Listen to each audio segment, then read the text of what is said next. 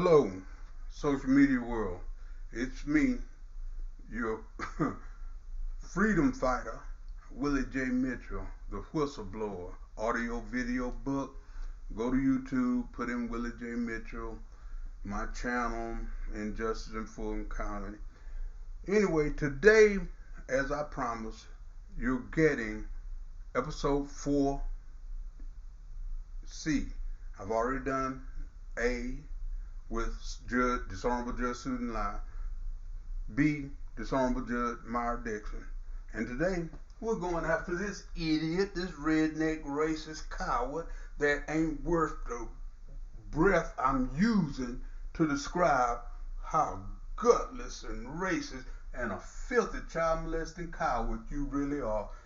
This is Assistant District Attorney Linda Dakoski. After I was brutally assaulted, went home, called 911. This is the Roswell police. This is what they did. I was falsely imprisoned, kidnapped. You can look it up. This is Jason Westcott, the catalyst of all of my misery. It goes to him first. Once I pull that clog out, the rest of them are going to go tumbling down. This is Roswell Officer Spivey and Johnson. They assaulted me. In 2009, I walk home. This is after a car wreck that this guy was supposed to let me have my day in court. 2006. This happened 2009. I still ain't been to the court for the car accident. They followed me home. I didn't know it. I called 911 to go to the hospital. Guess what? They knock on the door. I go to open it. They knock me down. I just got out the shower and stuff. I had a towel on. Fell off. He had a gun in my head. I'm up against the wall. She got in between me and the wall, performed oral sex on me. He sodomized me in my butt, leaned in my ear and told me it was a gift from this coward. Now, she took me outside naked, bent me over a car, and in front of children fondled me. Then she handcuffed me and she drove me to jail while the homosexual, James Spivey, drove with a pair of blue shorts my son gave him. 80 hours they had me in custody in Roswell jail. I was never booked, fingerprinted, or charged. I was hospitalized twice and in shackles, foot and hand, both times, with the police denying me the right to make a phone call to my sister, Robin Mitchell, the former assistant federal prosecutor of the Justice Department in Atlanta, Georgia. I should know I was there with her, with a pistol and her security, living with her. Now, Paul Howard, the district attorney, and Linda Dakoski, 2 weeks after I went to my doctor and he sent me to Northside Mental Health. Now remember, I was hospitalized twice in Roswell's custody. Not once were they treating me for mental issues. The whole time I was there, I was being treated for my high blood pressure and other physical ailments caused by the police. Now, long story short, my doctor sent me to Northside Mental Health to fix my physical and emotional health. A week later, I get my door kicked in again. I wake up in handcuffs and stuff. Fulton County Jail. They charged me with making a terroristic threat. So I go to court because I pled not guilty. In front of this clown, he's handling the car wreck from 2006. Here we are up in 2009. I said I was going to go Brian Nichols. Here's the report, the arrest that he did.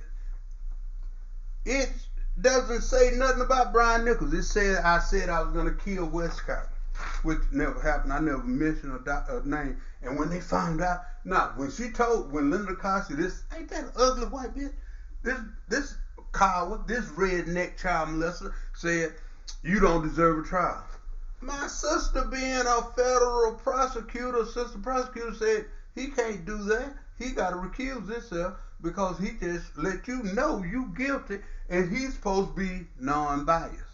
And you supposed to get duly prosecuted, meaning in a duel, this guy got his back to the other guy with his gun, This guy here got his gun. They march out. They got a referee. They both got what? The same ammunition, same weapon. How you gonna duly prosecute me if I don't even get a trial? I asked him to recuse himself because my son that was in the car wreck is suffering like a dog. That's the car. He was the passenger. I lost this brand new truck. I lost my tractor and trailer. And the thing about it is, I asked him to recuse himself so I can get my son the help he needs. He never went past this grade right here, the 10th grade. He was going into the 10th. Never went past. He's 31 now and he's still struggling. It just so happens that instead of giving me a trial, they locked me up on the concrete floor with this back, with this leg,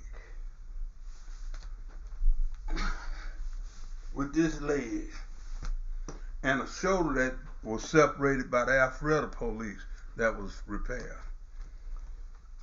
Now, you see this flag behind me? This is my grandfather, my father's father. He fought in Germany rescuing the Jews. This is my father at 17 in Okinawa killing North Koreans. This is me at 16 who lived with my sister when she was the assistant federal prosecutor protecting her. Now, Kemp, I want you to exonerate me from all wrongdoing.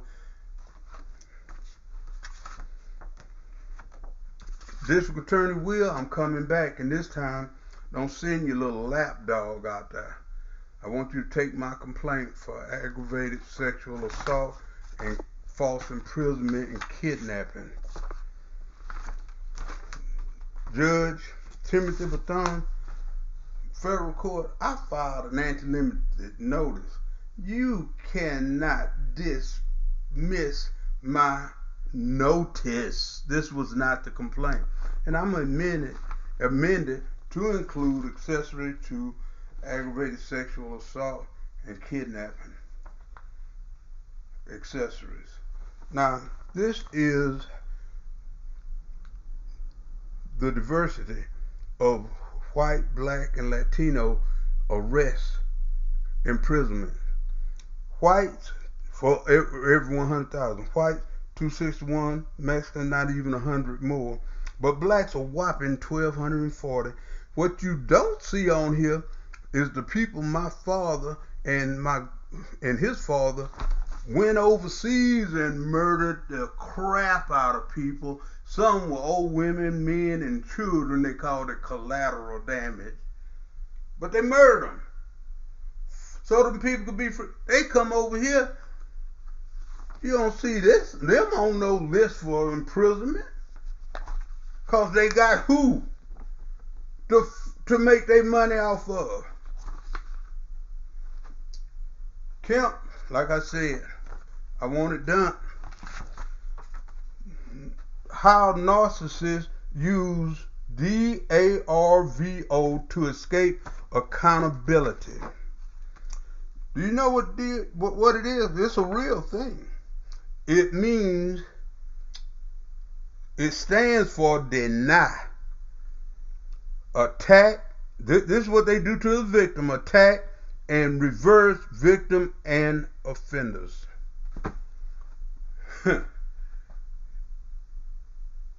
In the Constitution, 13th Amendment, it abolished slavery. But if you are duly prosecuted, remember dual, prosecuted and convicted, you become a slave. You become enslaved. 4 cases, no evidence of any kind, They refused to let jurors see my evidence and witnesses and hear my witnesses. I was never duly prosecuted. So, federal court judge TCB, recuse your punk ass, because you said my